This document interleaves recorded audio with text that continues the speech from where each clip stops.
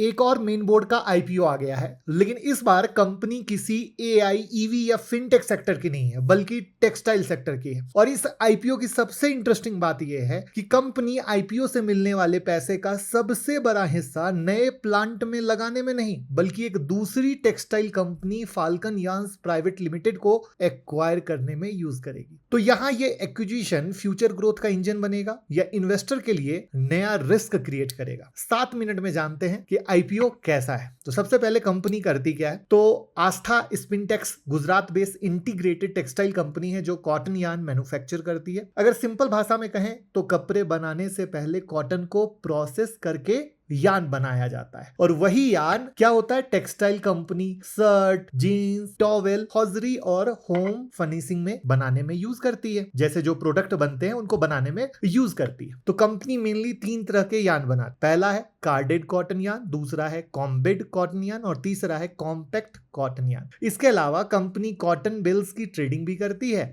यानी जो raw cotton है उससे लेकर फिनिश्ड यार्न तक वैल्यू चेन का एक बड़ा हिस्सा कंपनी खुद कंट्रोल कर रही है। अब इस इंटीग्रेशन की वजह से रॉ मटेरियल सोर्सिंग और कॉस्ट कंट्रोल में एडवांटेज मिलता है, जो बड़ा सिंपल सा बात है। अब अगर हम आईपीओ की डिटेल को जाने तो 29 जून को खुल रहा है, 1 जुलाई को बंद हो जाएगा, और अलॉटमेंट का जो डेट है वो एक्सपेक्टेड 2 जुलाई का है, और जो लिस्टिंग का है वो 6 जुलाई का है। बीएससी एनएससी पर लिस्ट होने की बात है। अब इसमें 100% फ्रेश इशू है। इशू साइज 170 करोड़ रुपए का है। प्राइस बैंड 125 से 136 रुपए पर शेयर रखा गया है। रिटेल इन्वेस्टर के लिए मिनिमम 110 रुपए का, मिनिमम लॉट साइज 110 शेयर का है।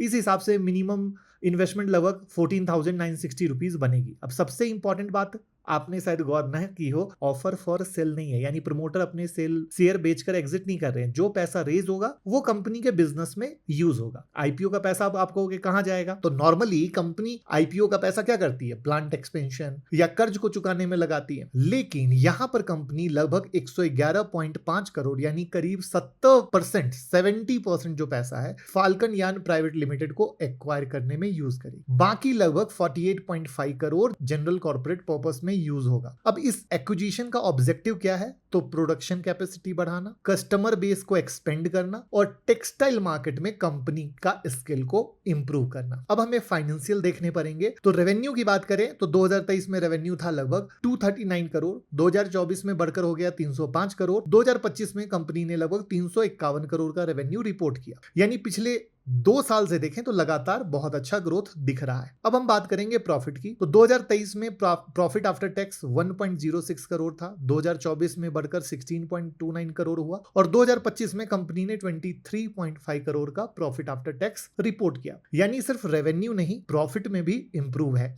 अब यहां पर हम इब्टा की बात करें तो 2023 के 11.6 करोड़ से बढ़कर 2025 में लगभग 46.9 करोड़ पहुंच गया। नेटवर्थ बात करें तो कंपनी का नेटवर्थ 2025 में लगभग 122 करोड़ का है। अगर हम बोरोइंग्स पे नजर डालें तो करीब 95 करोड़ का है। रिटर्न रेशियो पे नजर डालें तो रिटर्न ऑन नेटवर्थ लगभग 19% के आसपास है, जो हेल्दी इंडिकेटर है। तो अब हमें पॉजिटिव निगेटिव देखना पड़ेगा। तो सबसे पहला पॉजिटिव आपने शुरू में ही सुना, integrated business model, raw cotton से यार्न तक कंपनी वैल्यू चेन कंट्रोल करती है। दूसरा, पिछले 3 साल में आपने देखा कि रेवेन्यू और प्रॉफिट दोनों में स्ट्रॉन्ग ग्रोथ है। तीसरा, 100% फ्रेश इश्यू है, प्रमोटर का एग्जिट नहीं है।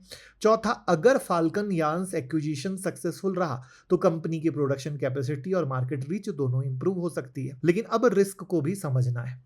सबसे बड़ा रिस्क होता है टेक्सटाइल इंडस्ट्री का साइक्लिकल नेचर। कॉटन प्राइस जो प्राइस है अगर शार्पली बढ़ते हैं तो यार्न डिमांड कमजोर होती है, तो मार्जिन प्रेशर में आ सकते हैं, और ये वर्किंग कैपिटल भी भैया अच्छा खासा इसमें लगता है। तो इन्वेंट्री और रॉ मटेरियल में क्या होता है, पैसा ब्लॉक रहता है। तो अब आप बताएं, जो मैंने सिखाया है उसके आधार पर क्या आप आस्था स्पिनटेक्स आईपीओ में अप्लाई करेंगे या स्किप? कमेंट करके अपनी ओपिनियन बताइए, और अगर ऐसे ही आपको ऑनेस्ट और फैक्ट बेस्ड आईपीओ एनालिसिस चाहिए तो चैनल को सब्सक्राइब कर लीजिएगा। और ये वीडियो सिर्फ एजुकेशन पर्पस के लिए, इसमें दी गई कोई भी इन्वेस्टमेंट एडवाइस नहीं है। आईपीओ में इन्वेस्ट करने से पहले आरएचपी, फाइनेंशियल स्टेटमेंट और कंपनी के ऑफिशियल डॉक्यूमेंट को जरूर पढ़ें और अपने फाइनेंशियल एडवाइजर से सलाह लें। Thank you.